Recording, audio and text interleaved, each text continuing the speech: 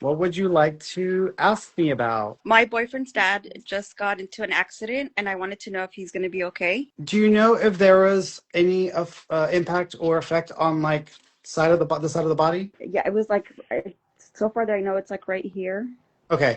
What I'm seeing is I'm seeing this, and then I'm seeing swelling in the head, and so Yeah. that's what I'm seeing. Is he in an induced coma? Yes. Yeah.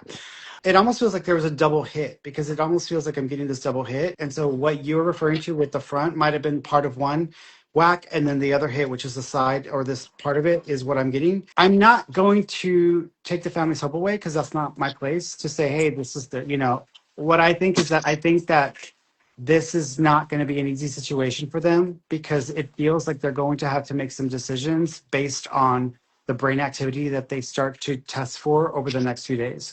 And so I think that there is going to be some options that come up, and ultimately they'll have to make the decision if they want to try to like give it more time for him to kind of recover from this, and if the swelling can go down. Is he currently on life support? That I know of. I don't think so right now, but I know he just went into surgery. Okay. What I think is that at some point he's going to need assistance with breathing because Yeah. some of the brain functions might not be there. And so I think to some extent there's going to be that support. And whenever someone's in that stage, it's tricky because if there has to be support to aid in the process of breathing, that usually means that there is definitely damage to a part of the brain that is going to not be the easiest to recover from.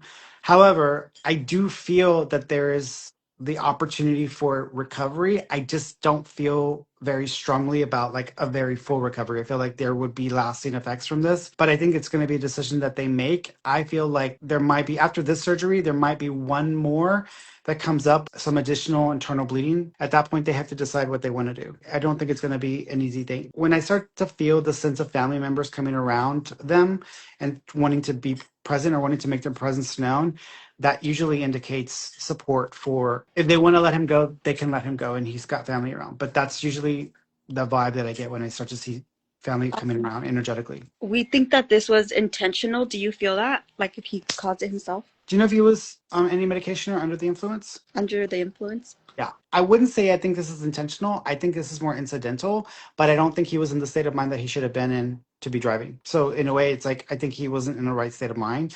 And then with that, and then with stuff in the system, I think it was just like when you're just angry and you're upset about something, and you're just like basically like not being careful with your driving or careless, and you're speeding or turning in weird ways. Like he wasn't being careful. But I feel incidental and less of a I'm going to do this to myself. I don't get that vibe from him. Okay, then. Okay. Amina, or Ava, Amina. There's a name like that. Anita? Who is that?